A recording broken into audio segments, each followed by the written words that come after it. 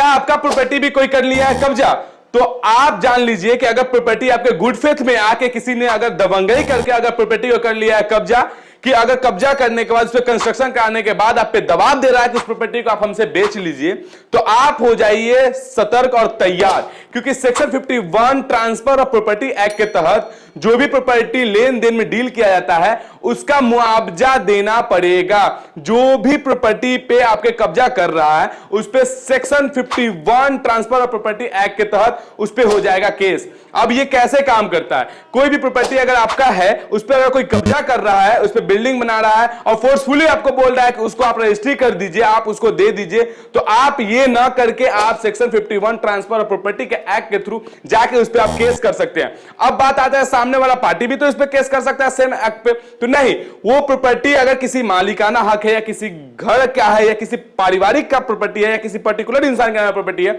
और किसी और आदमी ने उस पर कब्जा कर रखा है, तो जो विक्टिम है वही इस केस को कर सकता है। तो अगर आप विक्टिम है तो आप इस केस को जल्द से जल्द जाइए और आप फाइल कीजिए, और अगर प्रॉपर्टी अब कोई कब्जा कर रहा है तो इस कब्जे से जरूर निहार पाइए, और सरकार इस पे कब्जा करने वाले शख्स को कहेगी कि उस पे आपको पैसा भी लग सकता है जो आदमी ने उस प्रॉपर्टी को कब्जा किया है। तो जल्द से जल्द आप वकील का, थाना का, पुलिस का और कोर्ट का सहायता लेके जल्द से जल्द आप इस सेक्शन का फायदा उठा के केस कीजिए। मैं हूं आपका दोस्त Asad, easy property solution Bihar. नमस्कार।